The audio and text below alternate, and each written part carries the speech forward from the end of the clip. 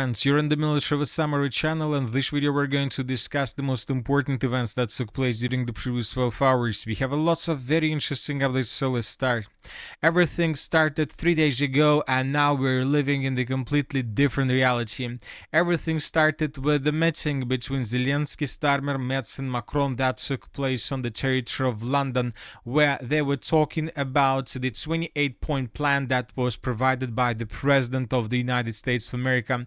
And I would like to remind you that as a result of those talks, Ukraine rejected the Trump's peace plan. Ukraine has no right to give up territory. Zelenskyy rejects Trump's plan. He justifies this by saying that Kiev cannot give up territory under the constitution, international law, and moral law. Partners are proposing that Ukraine exchange parts of the Donetsk region and the Zaporozhye nuclear power plant for the territories the Russians have not yet captured.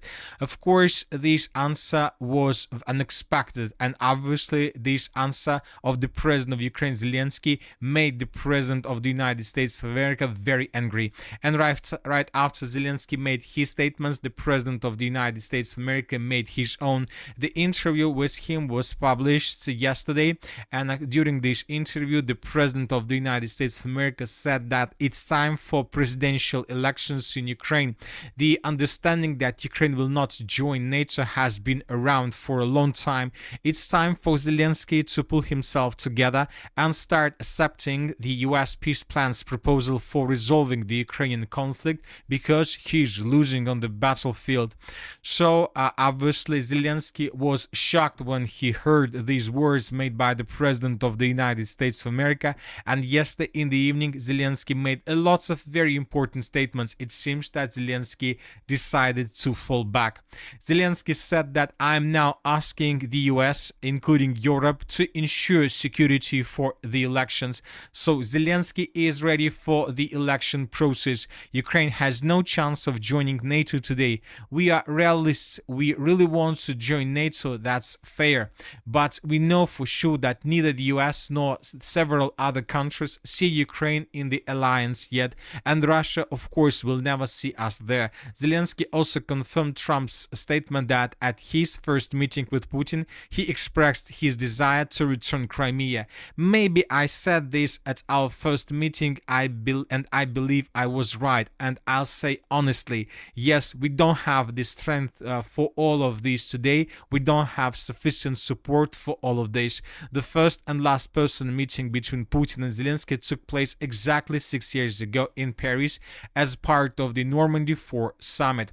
Another important statement that was made by the Ukrainian authorities during the previous 24 hours: we will have no equipment left to restore the power system if Russia strikes 2 or 3 times more. Another important thing is that Ukraine is ready for an energy truce. Ukraine is not negotiating with the Russian Federation. They show no interest. So a very interesting situation, as you can see. And today Zelenskyy, for the first time since the beginning of the special military operation, stated that he is ready for elections. But there is one important thing that I would like to point to attention. So it seems that now Zelenskyy must make this decision to accept the Russia's demands and to stop the special military operation. But Zelenskyy once again decided to outsmart everybody in the world. He is saying a very simple phrase, a very simple statement that changes everything.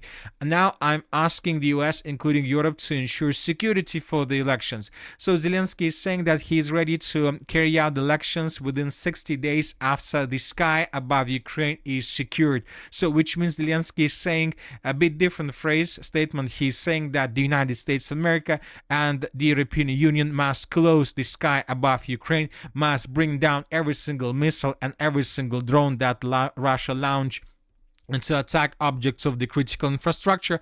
And if it happens, then of course Ukraine will carry out elections. So this is the situation, and obviously now the situation is very interesting. Of course, Russia will never accept any troops or foreign forces on the territory of Ukraine. By the way, today this was stated by the foreign minister of the Russian Federation, Lavrov. He said that despite the fact that Zelenskyy confirms that he is ready for elections, Russia will never accept any foreign foreign troops on the territory of Ukraine, and if anybody deploys troops on the territory of Ukraine, Russia will attack them immediately. But anyways, Zelenskyy is trying to tell us if there is no security in the sky, there are going to be no elections on the ground. So this is the point, and this is the reality that Zelenskyy is living in. Furthermore, during the previous 24 hours, the president of the Russian Federation made a very interesting statement. Russia will certainly achieve its goals for the special military operation. This is our historical territory. Absolutely. Russia was created in such a way that this has always been part of Russia. There is no question about that. It's simply a natural thing, a historical fact. And even during the creation of the Soviet Union, there was a dispute, as I've already mentioned. Donbas became a part of the Russia of RSFSR, and then Lenin decided, as he put it, this is directly quoted from the document, to change the decision, and he changed his mind, and that's it. Donbas was handed over to Ukraine. So once again, Putin stands on his position that without Donbas, without Novorossiya, he will not stop the special military operation. But Zelenskyy will not stop as well until the sky is secured and he has the possibility to carry out elections. But it seems that Zelenskyy has just one purpose: to start energy ceasefire and to survive during the winter period of time. And winter pass, and when winter passes, then he can forget about his promises and to continue fighting with the Russian Federation, because during autumn, during spring and summer, Ukraine will have much better conditions to fight with Russians. Now let's discuss the situation on the ground. And first, let's talk about the Zaporozhye direction, where the Russians continue their assault operation on the city by the name of Gulyai-Polye. During the previous 24 hours, the Russians managed to improve their positions. This is the situation by the end of the 9th, and this is the beginning of the 10th of December. We received this video published by pro-Ukrainian sources, and here we can see how Ukrainians were attacking Russians on the territory of the settlement of Gulyai-Polye. There are lots of episodes in this video, and one of the episodes was geolocated exactly in this point. The Ukrainians were attacking probably the building which is located on the right along the city limits of the city of Gulyai-Polye, right exactly at this place. And based on this video, we came to the conclusion that the Russians managed to answer the northeastern parts of the city of Gulyai-Polye along the Donetskaya Street. Now let's move further and let's discuss the situation in the city of Mirnograd and the city of Pokrovsk. The Russians continue offensive operation, and during the previous 24 hours, additional changes on the ground were recorded. So as you can see, we have less and less no-name territories, no one's territories. So this is the situation by the end of the, let's say, 7th of December of 2025. Even this is the 6th of December. It seems that this is the moment when the Russians launch their major and final offensive operation, with the purpose to capture the city of Mirnograd completely. And as you can see, starting from the 6th of December of 2025, we were adjusting the map almost every single day.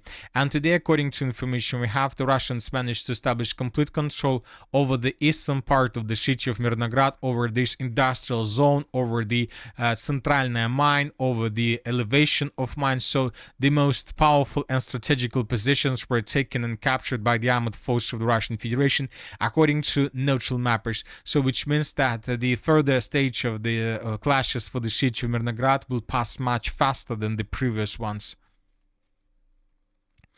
Now let's move further and let's discuss the situation in the area of the city of Siversk. Today, pro-Ukrainian sources confirmed that the situation is very difficult for the armed forces of Ukraine. Furthermore, today, several pro-Russian sources reported that Ukrainians began running from the western part of the city of Siversk in the western direction. So according to this report, in coming days, maybe even today, maybe tomorrow, maybe before Sunday, upcoming Sunday, the Russians will announce complete control over the city of Siversk, and without any chances for Ukrainians to stabilize the situation. If the city of Siversk falls, the Russians will answer the Slaviansk operational space, and they will continue offensive operation further in the western direction. Furthermore, during the previous 24 hours, the Russians managed to improve their positions once again significantly in the area of the village of Zakitne. So this is the way how the map has been changed since the beginning of the 8th of December of 2025. As you can see, almost every single single day, we were adding huge changes on the ground. The Ukrainians in the settlement of Zakitna have no chances to hold their positions, and most likely in coming days or in coming hours, they will be forced to fall back in the southern direction towards the settlement of Kaleniki. Furthermore, the Russians improved their positions in the Liman direction. Currently, the Russians are advancing in the area of the village of Dibrova and Ozerna, and this stronghold was captured by the armed forces of the Russian Federation. Another important piece of news is coming from the Barova direction. During the previous 24 hours, as you can see, huge changes were discovered on the Oskol direction. This is the settlement by the name of Oskol as the river. So the Russians improved their positions in the vicinity of the settlements by the name of Karovy Yar and Alexandriivka. This video was published by pro-Ukrainian sources, and here we can see how Ukrainians were attacking Russians through this territory, and one of the episodes of these attacks took place exactly at this point. Based on this video, we came to the conclusion that indeed the Russians managed to move further in the western direction from the river of Nitrius, and they continue advancing with the purpose to cut southern supply lines that go in the direction of the city by the name of Barova. As for the Kupiansk direction, during the previous 24 hours, we haven't received anything special. The Russians continue their offensive operation, the Ukrainians continue repelling Russian attacks and counter-attacking in the area of the western part of the city of Kupiansk, so we are waiting for additional updates from the Minister of Defense of the Russian Federation. Maybe they will give us additional details about the situation in this area as well.